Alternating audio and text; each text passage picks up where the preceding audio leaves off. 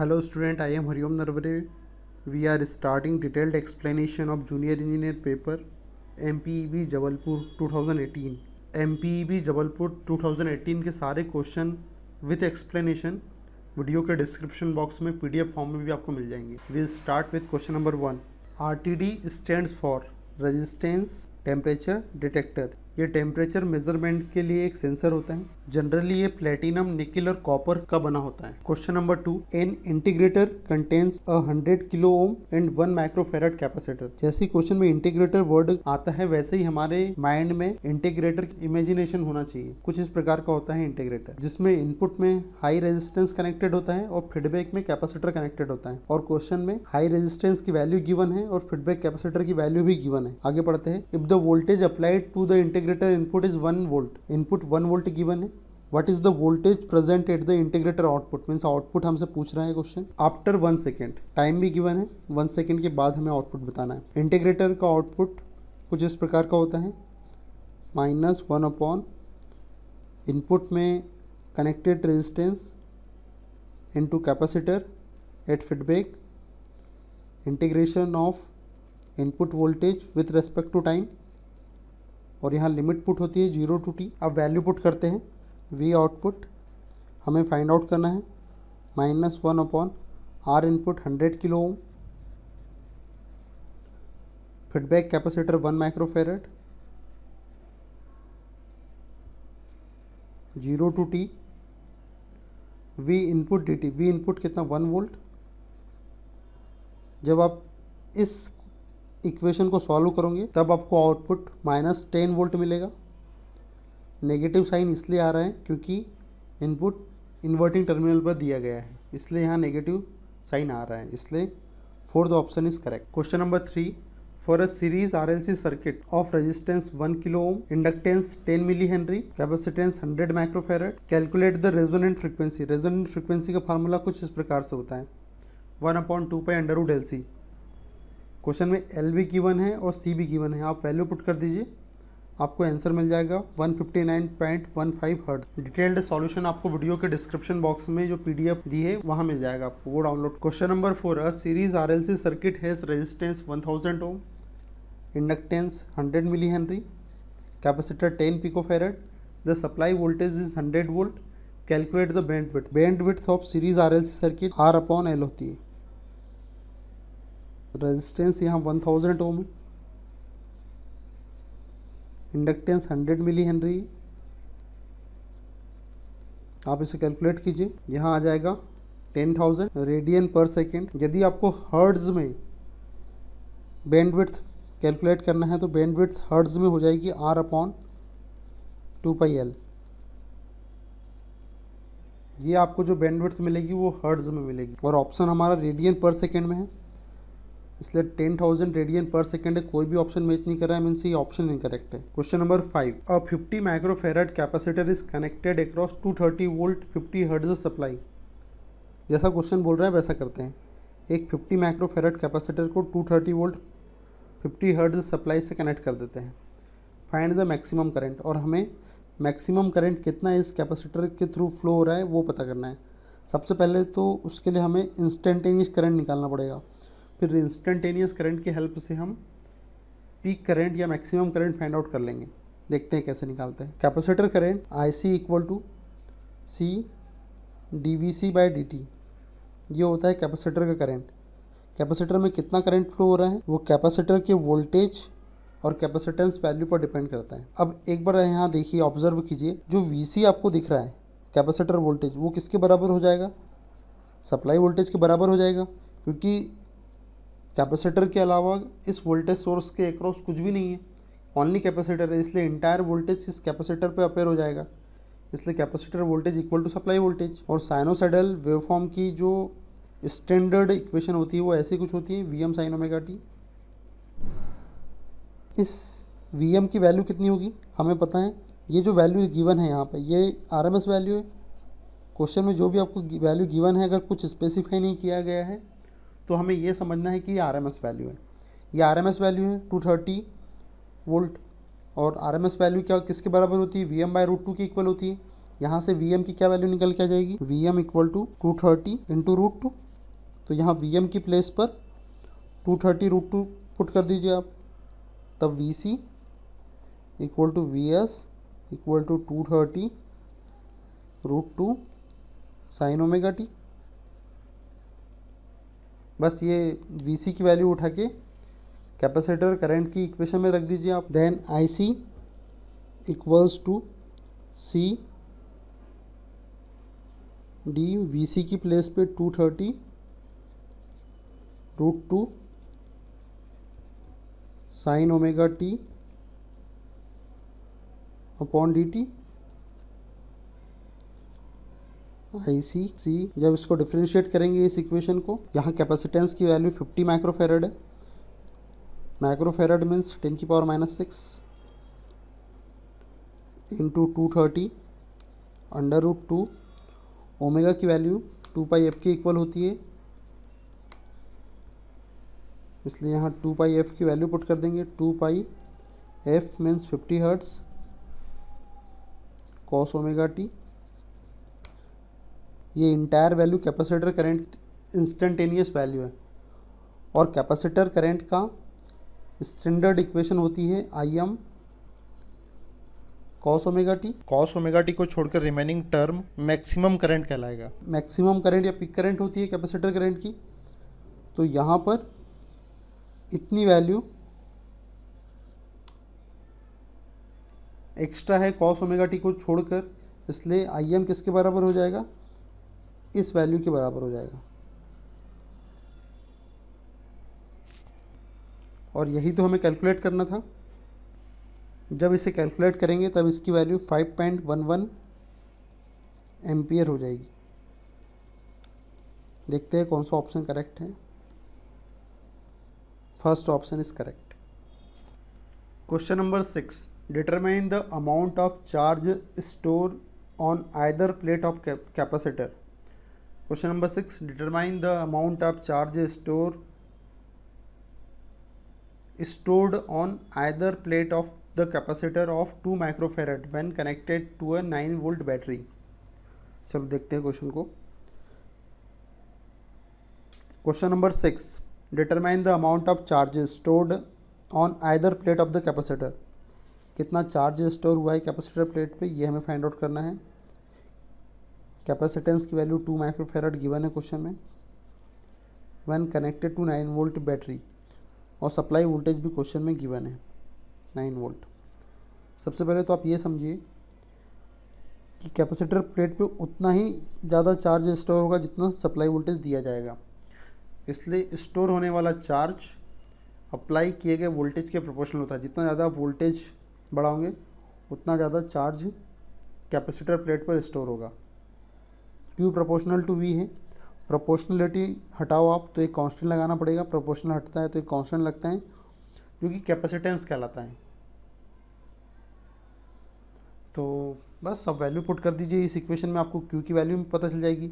हमें Q ही पता करना है, और Q की वैल्यू होती है C into V. Q equal to C into V. C कितना है, 2 माइक्रोफेरेड। Micro means 10⁻⁶, voltage 9 volt. 9 18 into 10⁻⁶ means 18 micro coulomb. 9 into 2 18, 10⁻⁶ means micro, और चार्ज की यूनिट होती है coulomb. 18 micro coulomb means first option is correct. Question number 7, which of the following is an active component. सबसे पहले तो आप active component क्या होता है ये समझिए। ऐसे एलिमेंट जिसमें इंटरनल एम्प्लीफिकेशन की प्रॉपर्टी होती है वो एक्टिव एलिमेंट कहलाते हैं या एक्टिव कंपोनेंट कहलाते हैं। तो ऑप्शन देखिए यहाँ पर, ट्रांजिस्टर, हाँ इसमें इंटरनल एम्प्लीफिकेशन की प्रॉपर्टी होती है, तभी तो हम इसकी हेल्प से एम्पलीफायर का डिज़ाइन करते हैं। आप देखिए कॉमन इमीटर कॉन्फ़िगरेशन के थ्रू हम एम्पलीफायर का डिज़ाइन करते हैं, इसलिए first option is correct. Question number 8, which of the following device exhibit negative resistance region. कौन सी डिवाइस नेगेटिव रेजिस्टेंस रीजन रखती है, ये देखिए टनल डायोड। इसका सही आंसर है टनल डायोड। ये टनल डायोड की कैरेक्टरिस्टिक्स है। ये देखिए negative resistance region tunnel diode में एग्जिस्ट करता है, इसलिए करेक्ट आंसर होगा tunnel diode. Question number 9, a bistable multivibrator has how many stable states. इस डिवाइस का नाम ही है by stable multivibrator. By means होता है 2 और stable means stable. 2 stable multivibrator इस डिवाइस का नाम ही है, तो इसमें कितनी स्टेबल स्टेट्स होना चाहिए? इसमें डेफिनेटली 2 ही स्टेबल स्टेट होगी। बाय स्टेबल मल्टीवाइब्रेटर को फ्लिप फ्लॉप मल्टीवाइब्रेटर भी कहा जाता है। Question number 10, solve the following Boolean algebra expression. चलो इसे सॉल्व करते हैं। यहाँ आपको जो ये कॉमा टाइप का दिख रहा है एक्चुअल में बार है, कॉम्प्लीमेंट है। अब इसे सॉल्व करते हैं। सबसे पहले हम डिस्ट्रीब्यूशन मेथड का यूज़ करते हैं। इस ए का इस पूरे ब्रैकेट में मल्टीप्लाई करते हैं। सबसे पहले देखते हैं क्या होता है। ए इंटू ए बार प्लस ए सी, इसे डिस्ट्रीब्यूशन मेथड कहते हैं। मैंने जो यहाँ किया, बाकी एक्सप्रेशन को अभी एज इट इज़ रखते हैं। ए बार बी प्लस सी, ए बार बी सी प्लस सी बार। अब यहाँ देखिए ए बार जो होता है 0 होता है, ये टर्म तो ख़त्म हो गई। अब केवल ए सी टर्म बची है, इसका फिर इसमें मल्टीप्लाई कर दीजिए। तब यहाँ पे क्या हो जाएगा, ए इंटू ए बार बी, ए सी इंटू ए बार बी प्लस ए सी इंटू सी। ये देखिए ए इंटू ए बार का फिर मल्टीप्लाई हो गया, तो ये टर्म फिर 0 हो जाएगी। इसे एज इट इज़ छोड़ देते हैं। ए बार बी सी प्लस सी बार। अब देखिए यहाँ पर पहले इस टर्म का इसमें मल्टीप्लाई होगा और फिर इस टर्म का इसमें मल्टीप्लाई होगा। यहाँ देखिए यहाँ ए है, यहाँ ए बार है, जब मल्टीप्लाई होगा तो ये टर्म 0 हो जाएगी। यहाँ देखिए यहाँ सी है, यहाँ सी बार है, जब इस टर्म का इसमें मल्टीप्लाई होगा तो सी और सी बार एक साथ आ जाएंगे, फिर ये टर्म भी 0 हो जाएगी। ये टर्म पहले ही 0 हो गई थी, तीनों टर्म 0 0 है, इसलिए हमारा आंसर भी क्या होगा 0। Question number 11, a 10 volt power supply would use filter capacitor of following type. Filter capacitor की बात जहाँ हो वहाँ हम इलेक्ट्रोलाइटिक कैपेसिटर का यूज़ करते हैं। Question number 12, which of the following is not an example of semiconductor material. First option iron, यही होगा क्योंकि आयरन तो मेटल है, ये सेमीकंडक्टर नहीं है। और रिमेनिंग जो 3 ऑप्शन है सिलिकॉन, जर्मेनियम और टेलुरियम, ये तीनों सेमीकंडक्टर के एग्जाम्पल है। Question number 13, which of the following is not true with respect to dielectric strength. सबसे पहले तो डाइलेक्ट्रिक स्ट्रेंथ का एक रिलेशन मैं आपको बताता हूँ। Dielectric strength proportional to 1 upon temperature, frequency and humidity. इस रिलेशन से इतना क्लियर हो गया कि टेम्परेचर यदि बढ़ाएंगे तो डाइलेक्ट्रिक स्ट्रेंथ कम हो जाएगी, फ्रिक्वेंसी यदि बढ़ाएंगे तो डाइलेक्ट्रिक स्ट्रेंथ कम हो जाएगी, ह्यूमिडिटी बढ़ाएंगे या बढ़ेगी तो डाइलेक्ट्रिक स्ट्रेंथ कम हो जाएगी, एंड वाइस वर्सा। अब हमारे ऑप्शन को चेक करते हैं। It decrease with increase in frequency, it decrease, dielectric strength decrease with increase in frequency, ये स्टेटमेंट करेक्ट है। It increase with increase in frequency, ये रिलेशन रॉन्ग है क्योंकि प्रोपोर्शनलिटी का कोई रिलेशन नहीं है। अब आगे बढ़ते हैं। It decrease with increase in operating temperature, operating temperature के इंक्रीज होने पर डायरेक्ट स्ट्रेंथ कम होती है, मतलब ये स्टेटमेंट भी करेक्ट है।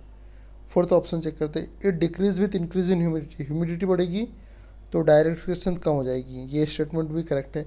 लेकिन क्वेश्चन बोल रहा है नॉट ट्रू, कौन सा स्टेटमेंट सही नहीं है, तो यही स्टेटमेंट जो गलत है वही हमारा ऑप्शन हो जाएगा, क्योंकि कौन सा ऑप्शन गलत है वो सेलेक्ट करना है, इसलिए सेकंड ऑप्शन हमारा करेक्ट है, क्योंकि ये स्टेटमेंट रॉन्ग है और यही क्वेश्चन पूछ रहा है कि कौन सा रॉन्ग है।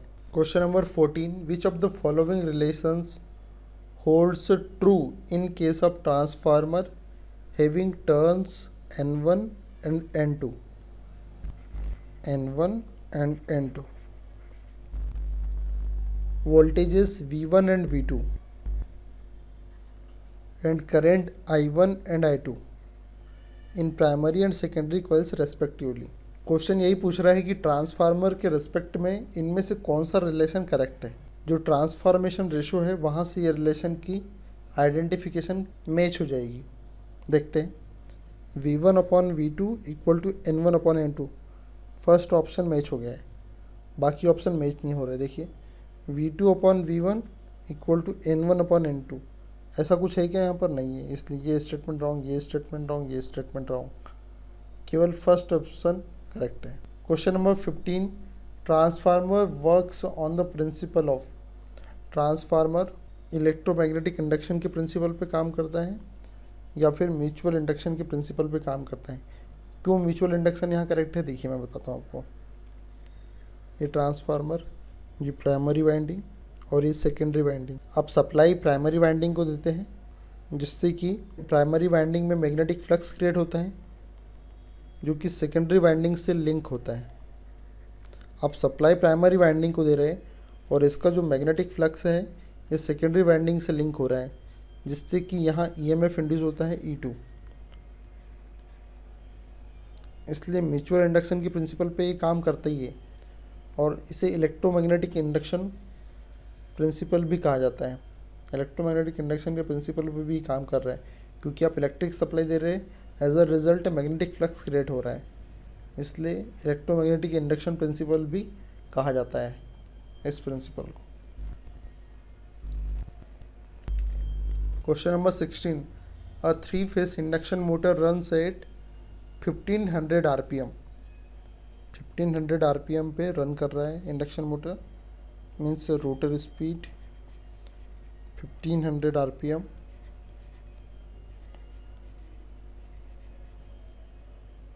Eight no load. और एक बात आप ध्यान रखो कि नो लोड पर induction motor approximate synchronous speed के बराबर रोटेट करती है, इसलिए नो लोड की स्पीड को सिंक्रोनस स्पीड कंसीडर कर सकते हैं। आगे बढ़ते हैं। And 750 RPM at full load. Rotor की स्पीड 750 RPM हो जाएगी at full load.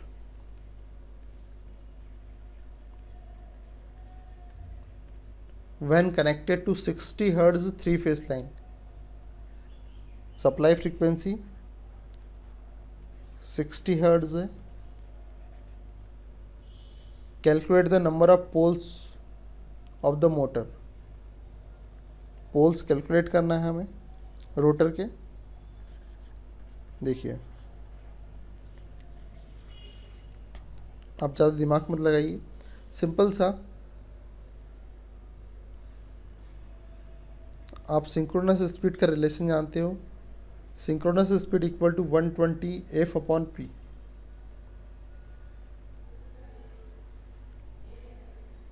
Synchronous speed equal to 120, frequency 60 hertz, P हमें फाइंड आउट करना है।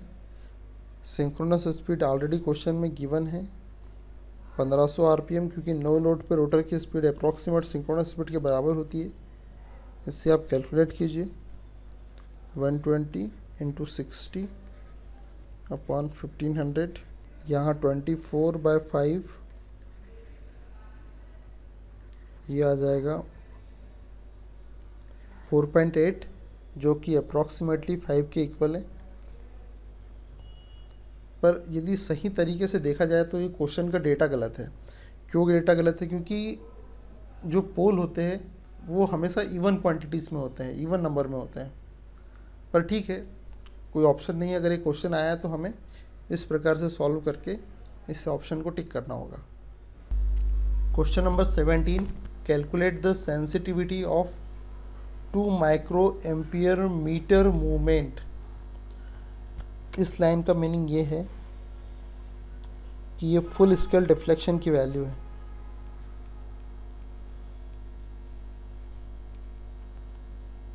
That is to be used as DC volt meter. इसका मीनिंग यही हुआ कि जब 200 माइक्रो एम्पियर का करंट फ्लो होता है सर्किट में, तो जो मेजरिंग मीटर है वो फुल स्केल का डिफ्लेक्शन देता है। यहाँ रहता है और यहाँ से जो मैक्सिमम रेंज है उसकी वो 200 माइक्रो एम्पियर की रहेगी। अब इसकी सेंसिटिविटी कैलकुलेट करते हैं। सेंसिटिविटी होती है 1/, फुल स्केल डिफ्लेक्शन। सिंपल, ये देखिए सेंसिटिविटी का जो फार्मूला होता है वो होता है 1/, फुल स्केल डिफ्लेक्शन। आप वैल्यू रख दीजिए, आपके पास सेंसिटिविटी 5 किलो ओम पर वोल्ट आ जाएगी। Question number 18, the transformer utilization factor of a full wave rectifier is. Transformer utilization factor जो होता है ये DC power output of rectifier upon effective volt ampere rating of transformer के equal होता है। ये देखिए DC power output of rectifier क्या होता है, इस लोड के अक्रॉस आपको जो एवरेज पावर मिलेगी वही DC power output of rectifier है। और effective volt ampere rating of transformer means इस सेकेंडरी वाइंडिंग पे आपको कितनी पावर मिल रही है वो इफेक्टिव वोल्ट एम्पियर रेटिंग हो जाएगी। बस आप वैल्यू पुट कर दीजिए, आप transformer utilization factor find out हो जाएगा। अब हमारे क्वेश्चन पर रिटर्न आते हैं। क्वेश्चन नंबर 18 है transformer utilization factor of full wave rectifier. Full wave rectifier का ट्रांसफार्मर यूटिलाइजेशन फैक्टर होता है 69.3%। अब देखो सबसे बड़ी बात है कि इस क्वेश्चन में आपको स्पेसिफाई नहीं किया कि कौन सा फुल वेव रेक्टिफायर है, centre type full wave rectifier है या bridge type full wave rectifier है। तो ये देखिए अब हाफ वेव रेक्टिफायर अगर लगा हुआ है तब ट्रांसफार्मर यूटिलाइजेशन फैक्टर 28% होगा। और centre type full wave rectifier के लिए ट्रांसफार्मर यूटिलाइजेशन फैक्टर 69.3% होगा। और full wave rectifier bridge type तब ट्रांसफार्मर यूटिलाइजेशन फैक्टर 81.6% होगा। यहाँ कहीं भी 81.6 नहीं है, इसलिए हमने प्रेफरेंस दिया 69.3%। Question number 19, if the input AC voltage is 10 volt RMS, 10 volt RMS value है वोल्टेज सप्लाई की, find the maximum voltage across the diode. इस डायोड के अक्रॉस मैक्सिमम वोल्टेज हमें फाइंड आउट करना है V maximum of half wave rectifier with capacitor input filter. और capacitor connected है जो कि फिल्टर की तरह बिहेव कर रहा है। कैपेसिटर के प्रेजेंस में कुछ इस प्रकार की वेवफॉर्म हमें आउटपुट में मिलेगी। यहाँ पे आप पीक वैल्यू देखिए, जो इनपुट की पीक वैल्यू है वही आउटपुट की भी पीक वैल्यू है और यही हमें फाइंड आउट करना है। तो यदि आप जो इनपुट की पीक वैल्यू अगर आप फाइंड आउट कर लोगे तो वही आउटपुट की भी पीक वैल्यू होंगी, क्योंकि दोनों वेवफॉर्म में पीक वैल्यू का मैग्नीट्यूड एक जैसा ही होगा। देखिए कैसे फाइंड आउट करते हैं। ये जो RMS वैल्यू है इनपुट की, इसकी वैल्यू होती है Vm/√2, पीक वैल्यू /√2 के इक्वल होती है। तब यहाँ पीक वैल्यू Vm = 10√2। जब इसे कैलकुलेट करेंगे तो 10√2 की वैल्यू होती है 1.414, जो कि 14.1 वोल्ट के इक्वल हो जाएगी। इसलिए first option is correct. Question number 20, in case of BJT if alpha = 0.99 IE emitter current 10 milli ampere and ICO = 0.5 micro ampere, ICO को ICBO भी कहा जाता है, then the value of ICO = आप सिर्फ ये फार्मूला याद रखिए, ICEO = ICBO upon 1 - alpha. ICEO की वैल्यू हमें फाइंड आउट करना है। ICBO क्वेश्चन में ऑलरेडी गिवन है 0.5, अल्फ़ा भी ऑलरेडी क्वेश्चन में गिवन है। बस आप वैल्यू रख दीजिए, आपको आंसर मिल जाएगा। Means third option is correct. एक रिलेशन आप याद रखिए, आगे आने वाले क्वेश्चन में कुछ यहाँ से यदि क्वेश्चन आ जाए, BJT यदि कॉमन बेस कॉन्फ़िगरेशन में हो तब करंट गेन को अल्फ़ा से इंडिकेट किया जाता है। BJT यदि कॉमन इमीटर कॉन्फ़िगरेशन में हो तब करंट गेन को बीटा से इंडिकेट किया जाता है। BJT जब कॉमन बेस कॉन्फ़िगरेशन में हो उस कंडीशन में करंट गेन की वैल्यू IC/IE के इक्वल होती है और IC की value alpha × IE plus ICBO के बराबर होगी, जहां अल्फ़ा करंट गेन है in case of common base configuration, IE emitter current है, ICBO collector current due to minority carrier in open circuit condition. BJT जब कॉमन इमीटर कॉन्फ़िगरेशन में होती है तो करंट गेन बीटा होती है और कलेक्टर करंट की value IC = βIB + 1 + beta × ICO होती है। कॉमन इमीटर की कंडीशन में जो बीटा की वैल्यू होती है वो IC/IB के इक्वल होती है। Beta current gain in case of common emitter configuration, IC collector current, ICO collector current due to minority carrier in open circuit condition. Question number 21, what is the stability of system using Harvard's criteria? अब मुझे इसकी detail method आती है, लेकिन मैं आपको एक shortcut method इसके बारे में बताता हूँ जिससे आप बहुत इजीली सिस्टम की स्टेबिलिटी चेक कर सकते हो। देखिए, एक standard equation AS³ + BS² + CS + D, ये देखिए ये एक स्टैंडर्ड इक्वेशन है और हार्वर्ड्स क्राइटेरिया कैरेक्टरिस्टिक इक्वेशन की हेल्प से फाइंड आउट किया जाता है, जो कि होती है 1 प्लस GSHS। ये जो इक्वेशन है, कैरेक्टरिस्टिक इक्वेशन है, ये 1 प्लस GSHS के इक्वल है। बहुत ही सिंपल है। देखो, यदि BC इक्वल टू AD आया, उस कंडीशन में सिस्टम मार्जिनली स्टेबल होगा।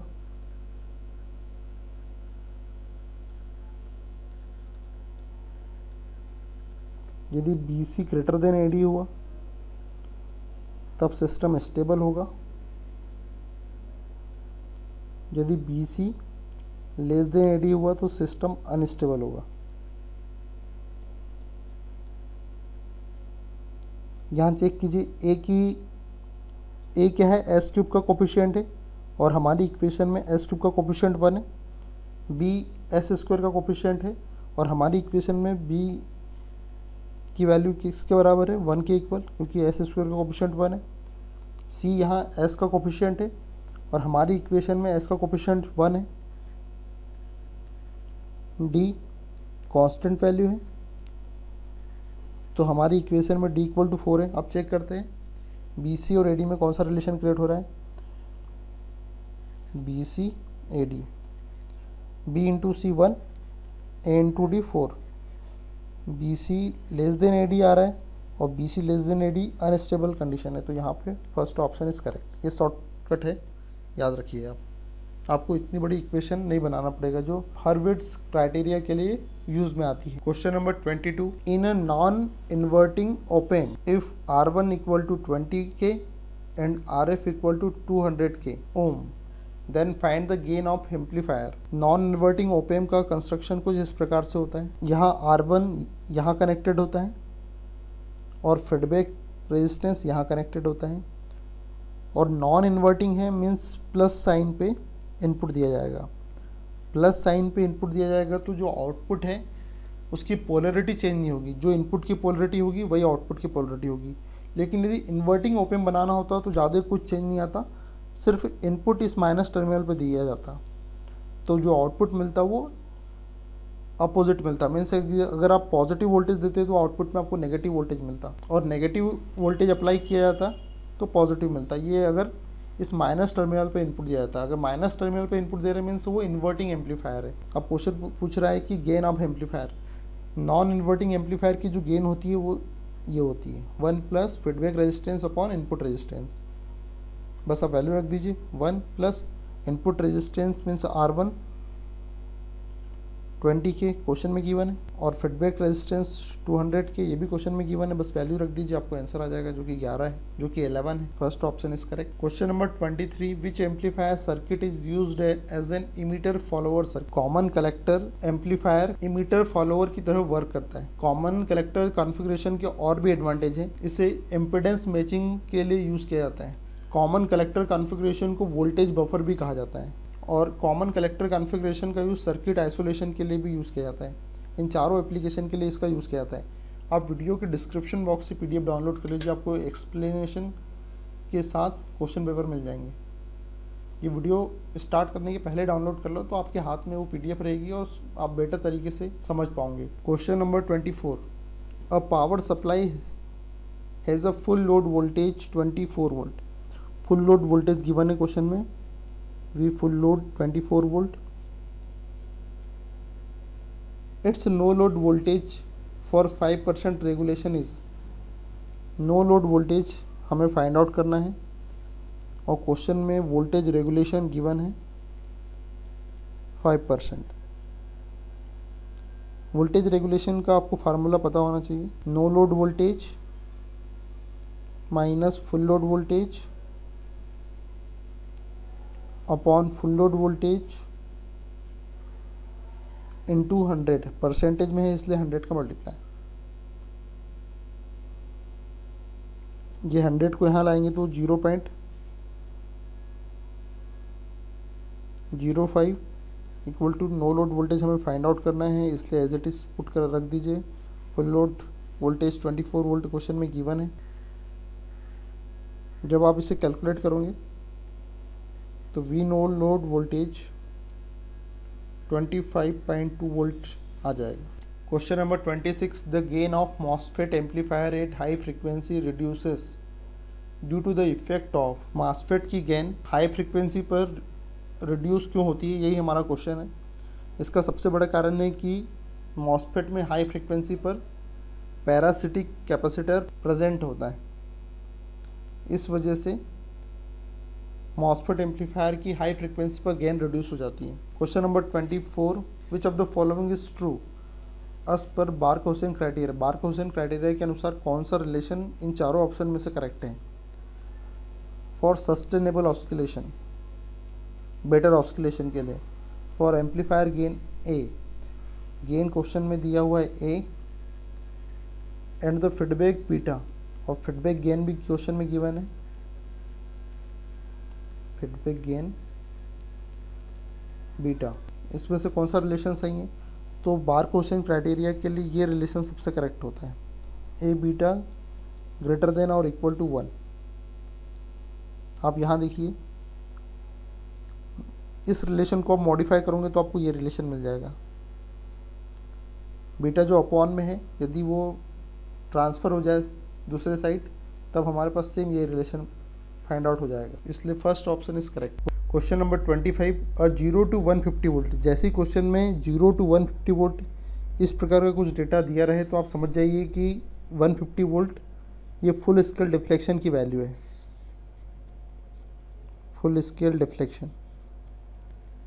अब आगे बढ़ते हैं। Has a guaranteed accuracy of 1% full scale reading. Question में गारंटीड एक्यूरेसी एरर की वैल्यू क्वेश्चन में गिवन है।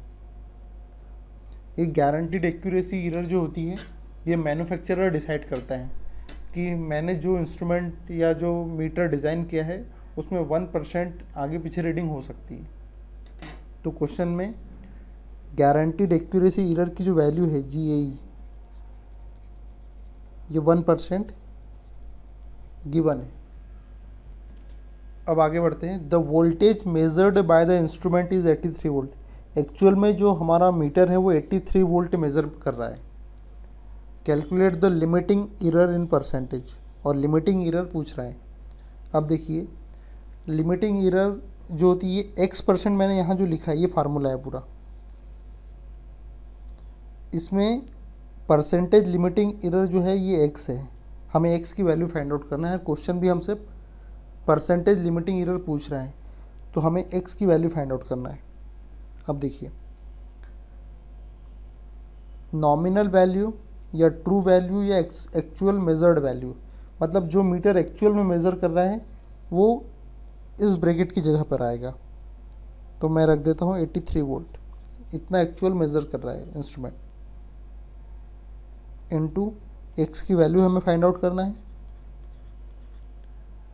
अब ये जो GAE वैल्यू क्या होती है, GAE value guaranteed accuracy error की वैल्यू होती है, और ये हमें सब फुल स्केल डिफ्लेक्शन पे फाइंड आउट की जाती है। परसेंटेज में अगर आपसे बोलेगा तो आपको केवल यहाँ 1% रख देना है, लेकिन अगर GAE वैल्यू जब आपको बोले तो फुल स्केल डिफ्लेक्शन का 1% निकाल लीजिए आप, तो वही हमारी GAE वैल्यू होगी। फुल स्केल डिफ्लेक्शन 150 वोल्ट और उसका 1% निकालेंगे तो वो आएगा 1.5 वोल्ट। तो GAE वैल्यू की जगह पे 1.5 आप पुट कर दीजिए। अब इसे कैलकुलेट करेंगे तो x की प्लेस पे 1.81 आ जाएगा, इसलिए second option is correct. Question number 27, which of the following is not an advantage of PMMC। PMMC instrument का कौन सा एडवांटेज नहीं है।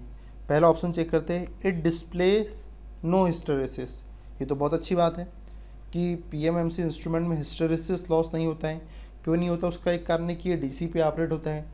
जब DC पे ऑपरेट होता है तो इसमें सप्लाई का नेचर साइनोसॉइडल नहीं होता, इसलिए बार बार मैग्नेटाइजेशन और डीमैग्नेटाइजेशन की प्रॉब्लम ही नहीं होती। ये AC सप्लाई पे वर्क नहीं करता, ये DC पे करता है। इसलिए पहला ऑप्शन तो एडवांटेज है ना कि डिसएडवांटेज, और हमें तो डिसएडवांटेज चाहिए। सेकंड ऑप्शन चेक करते हैं, there is friction due to jewel pivot suspension.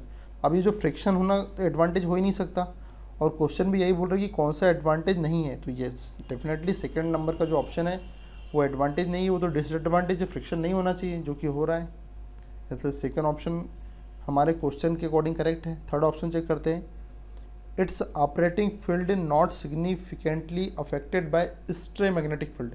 हाँ, डेफिनेटली जो स्ट्रे मैग्नेटिक फील्ड होता है उससे पीएमएमसी इंस्ट्रूमेंट का मैग्नेटिक फील्ड अफेक्टेड नहीं होता है, वो इसलिए नहीं होता क्योंकि पीएमएमसी इंस्ट्रूमेंट का जो मैग्नेटिक फील्ड होता है वो वेरी स्ट्रांग होता है, इसलिए थोड़ा बहुत अगर एक्स्ट्रा मैग्नेटिक फील्ड प्रोड्यूस भी हो जाए तो उससे कोई प्रॉब्लम क्रिएट नहीं होगी पीएमएमसी इंस्ट्रूमेंट में, इसलिए ये भी एडवांटेज है। पहला भी एडवांटेज है। Fourth option, it can be used for wide range of current end voltage. हाँ डेफिनेटली इसको किया जा सकता है पीएमएमसी इंस्ट्रूमेंट को शंट और सीरीज मल्टीप्लायर की हेल्प से। सेकंड जो ऑप्शन है ये एडवांटेज नहीं है, क्योंकि फ्रिक्शन होना अच्छी बात नहीं है, एडवांटेज नहीं है, रॉन्ग है। और यही क्वेश्चन पूछ रहा है कि नॉट एन एडवांटेज, तो second option is not an advantage. Question number 28, which of the following is disadvantage of using linear motion variable inductance transducer LMVT। ये जो LMVT आपको दिख रहा है ये LVDT का ही एक एग्जाम्पल है। अब ये पिछले क्वेश्चन की तरह ही ये भी डिसएडवांटेज पूछ रहा है, linear motion variable inductance transducer का LMVT का डिसएडवांटेज पूछ रहा है। तो चेक करते हैं। It responds to dynamic system, ये तो बहुत अच्छी बात है कि ये डायनेमिक सिस्टम को रिस्पॉन्ड कर रहा है, इसलिए डिसएडवांटेज तो हो ही नहीं सकता, ये तो एडवांटेज है, इसलिए ये हमारा ऑप्शन नहीं हो सकता। दूसरा, it responds to static system, ये भी एडवांटेज है LMVT का। Third option, it is free from mechanical hysteresis problem, ये भी एडवांटेज है, तीनों ही एडवांटेज है LMVT के। It is affected by external magnetic field, हाँ जो अफेक्टेड हो रहा है, प्रभावित हो रहा है, इसलिए fourth option is correct. Question number 29, which of the following is not an example of semiconductor diode rectifier. Half wave rectifier semiconductor diode rectifier का एग्जाम्पल है, फुल वेव रेक्टिफायर भी सेमीकंडक्टर डायोड रेक्टिफायर का example है, और bridge rectifier भी semiconductor diode rectifier का example है। ये fourth option hold cathode gauge diode rectifier ये नहीं है। ये क्वेश्चन कैसे पूछ सकता है इतना इजी। चलो आगे बढ़ते हैं। Question number 30, in a cathode ray tube the length of deflecting plate of direction of beam is 2 centimetre. Length of deflecting plate 2 centimetre given है। आगे बढ़ते हैं। The spacing of the plate is 0.5 centimetre.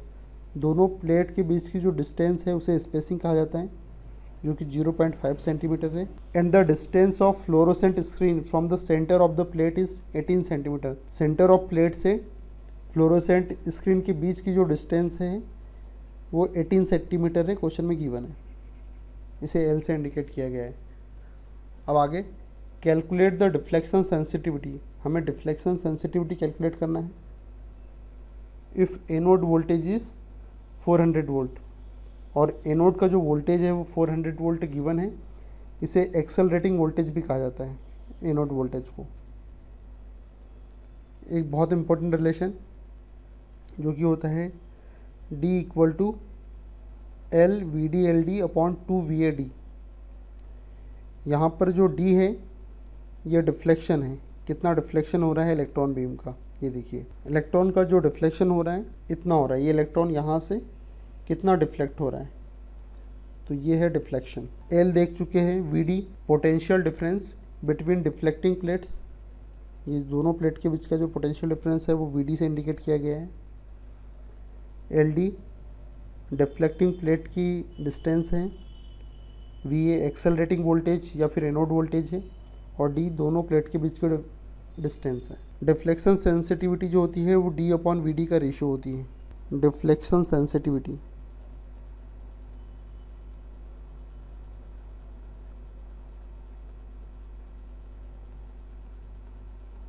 बस आप सारी value put कर दीजिए, आपके पास आंसर आ जाएगा 0.09 सेंटीमीटर पर वोल्ट। Means first option is correct. Question number 31, a resistance strain gauge with gauge factor of 2.1। Gauge factor question में गिवन है 2.1 is fastened to a steel subjected to a stress of 1500 kg पर centimetre cube. Question में stress भी given है 1500 kg पर centimetre cube. आगे, the modulus of elasticity, the modulus of elasticity जिसे E से डिनोट किया जाता है, modulus of elasticity 2.1 into 10⁶ kg पर centimetre square. Find strain in axial direction using Hooke's law. Strain हमें फाइंड आउट करना है हुक्स लॉ की हेल्प से। हुक्स लॉ क्या होता है? हमें एक रिलेशन पता है, स्ट्रेस प्रोपोर्शनल टू स्ट्रेन।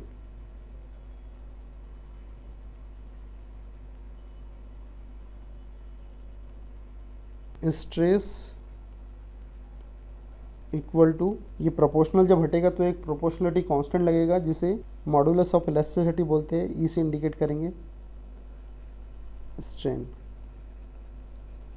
अब हमें स्ट्रेन कैलकुलेट करना है तो इस रिलेशन से स्ट्रेन इक्वल टू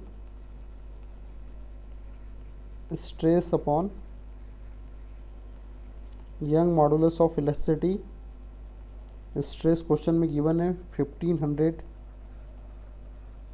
kg पर centimetre cube. Modulus of elasticity question में गिवन है 2.1 इंटू 10⁶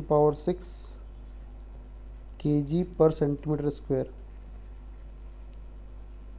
जब आप इसे सॉल्व करेंगे तो आपके पास आ जाएगा 7.14 into 10⁻⁻⁴ means first option is correct. Question number 32, which of the following is not an example of open loop system. Open loop system का इसमें से कौन सा एग्जाम्पल नहीं है? तो ऑटोमेटिक इलेक्ट्रिक आयरन ये ओपन लूप का एग्जाम्पल नहीं है, ये क्लोज लूप का एग्जाम्पल है क्योंकि ये ऑटोमेटिकली ऑपरेट होगा। रिमेनिंग सारे ऑप्शन ओपन लूप सिस्टम के एग्जाम्पल हैं। Question number 33, which of the following is not a characteristic of open loop system. Number 1, it is inaccurate. ये तो एग्जाम्पल है क्योंकि ओपन लूप सिस्टम एक्यूरेट नहीं होता, इसमें प्रॉब्लम्स होती है। इट इज़ इकोनॉमिकल, ये भी ओपन लूप सिस्टम की कैरेक्टरिस्टिक है, ये सस्ता होता है। इट हैज़ स्मॉल बैंडविड्थ, ये भी सही है। इट हैज़ फीडबैक एलिमेंट, ये ओपन लूप का एग्जाम्पल नहीं है क्योंकि ओपन लूप सिस्टम में फीडबैक नहीं होगा। अगर फीडबैक हो जाएगा तो वो ओपन लूप कहाँ रह जाएगा, वो तो क्लोज लूप सिस्टम बन जाएगा। इसलिए जो फोर्थ ऑप्शन है ये ओपन लूप की कैरेक्टरिस्टिक नहीं है। Question number 34, the impulse response of e⁻⁻3t। आप सभी को बहुत अच्छे से पता है इम्पल्स रिस्पॉन्स जो e⁻⁻3t का होता है वो 1/s+3 होती है। Laplace of e⁻⁻3t equal to 1/s+3 होता है, इसलिए first option is correct. Question number 36, find the range of k for stable operation if h of s 1 and g of s k/s into s+1 into s+2। Question में आपको feedback gain 1 दे के रखी है, forward gain आपको question में given है। जब भी आपको स्टेबिलिटी चेक करना है तो सबसे पहले आप कैरेक्टरिस्टिक इक्वेशन डिज़ाइन कीजिए। कैरेक्टरिस्टिक इक्वेशन होती है 1 + GS/HS, अभी थोड़ी देर पहले मैं आपको समझा चुका हूँ, और इसे 0 से इक्वेट कर दीजिए। आगे बढ़ते हैं। 1 + G of s k/s into s+1 s+2। HS 1 है, वैल्यू पुट करने की कोई नीड नहीं है। इसे सिंप्लीफाई कीजिए, s into s+1 s+2 plus k upon s into s+1 s+2 equal to 0। ये जो टर्म है जब इधर जाएगी तो 0 हो जाएगी, केवल इतनी टर्म बचेगी, s+1 s+2 plus k equal to 0। इसे और सिंप्लीफाई कीजिए, s² प्लस s, इसे एज इट इज़ रहने दीजिए, s+2 plus k equal to 0। और सिंप्लीफाई कीजिए इसे तो इधर ऊपर इस टर्म का इस टर्म में मल्टीप्लाई कीजिए, s³ plus 2s² plus s² plus 2s plus k equal to 0। इस इक्वेशन को सिंप्लीफाई करने पे s³ plus 3s² plus 2s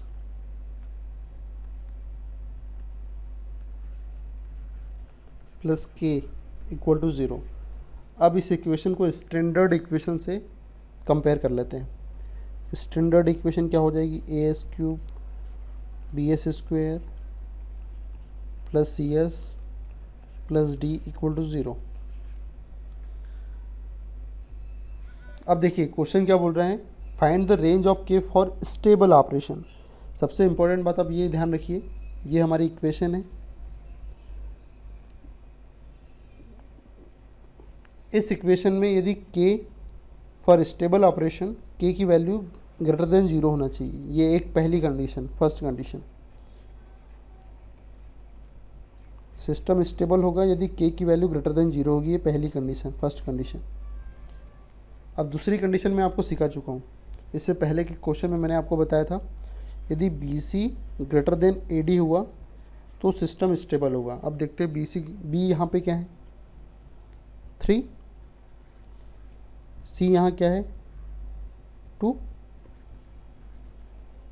ए यहाँ पर क्या है। अब ये आप ये सोच रहे होंगे कि ए की वैल्यू मैं कैसे फाइंड आउट कर रहा हूँ। देखो एस क्यूब का कोफिशिएंट ए है और ऊपर वाली इक्वेशन में एस क्यूब का कोफिशिएंट क्या हो जाएगा 1, मीन्स वो ए की वैल्यू रहेगी। जैसे डी की वैल्यू में फाइंड आउट करना है, कांस्टेंट डी एक कांस्टेंट है और के भी एक कांस्टेंट है, तो डी इक्वल टू के हो गया। यहाँ के देखिए जो के की वैल्यू है वो 0 से बड़ी होना चाहिए और 6 से छोटी होना चाहिए। ये है range of K for system stable operation. Second option is correct. मैंने आपको अभी बताया था कि सिस्टम की स्टेबिलिटी के लिए बी सी अगर ए डी के इक्वल है मीन्स सिस्टम मार्जिनली स्टेबल है, B C less than A D है मीन्स सिस्टम अनस्टेबल है, और B C greater than A D है मीन्स सिस्टम स्टेबल है। Question number 37, if gain margin and phase margin both are positive then the system is said to be. Question simple सा है कि यदि gain margin और phase margin positive होंगी तो system कैसा होगा, तो सिस्टम स्टेबल होगा। ये एक प्रकार से स्टेबिलिटी की आइडेंटिफिकेशन है। गेन मार्जिन और फेस मार्जिन की हेल्प से हम सिस्टम के नेचर को बता सकते हैं कि सिस्टम स्टेबल है या अनस्टेबल है।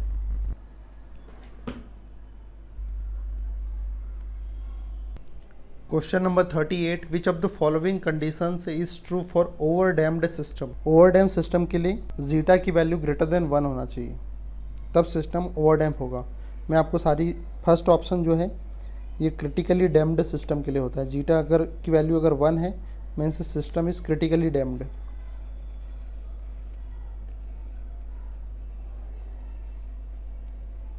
यदि जीटा की वैल्यू -1 है मीन्स सिस्टम अनस्टेबल है। जीटा लेस देन 1 है तब सिस्टम अंडर डैम्प हो सकता है।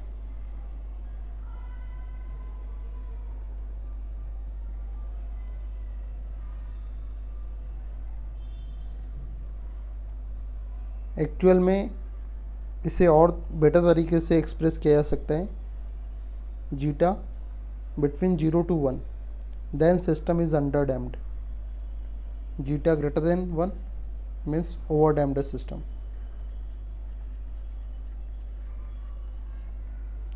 Question number 39, the time required for response curve to reach and stay within the specified 2 to 5% of final value settling time कहलाता है। System को final value का 2 to 5% तक पहुंचने में जितना समय लगता है वो उसका सेटलिंग टाइम कहलाता है। इसे TS से एक्सप्रेस करेंगे। ये देखिए वो फाइनल वैल्यू तक या डिज़ायर्ड वैल्यू तक पहुंच जाता है, तो that time is called settling time. Question number 40, TTL stands for transistor logic. Guys MBB exam में 75 क्वेश्चन टेक्निकल के आते हैं और 25 क्वेश्चन नॉन टेक्निकल के आते हैं, इसलिए मैं इस वीडियो को 3 पार्ट में बना रहा हूँ। फर्स्ट पार्ट में 40 क्वेश्चन, नेक्स्ट पार्ट में रिमेनिंग 35 क्वेश्चन और नेक्स्ट पार्ट में नॉन टेक्निकल क्वेश्चन। और इन सभी क्वेश्चन विथ सॉल्यूशन आपको PDF फॉर्म में डिस्क्रिप्शन बॉक्स में मिल जाएंगे। Okay, thank you guys, please subscribe my channel.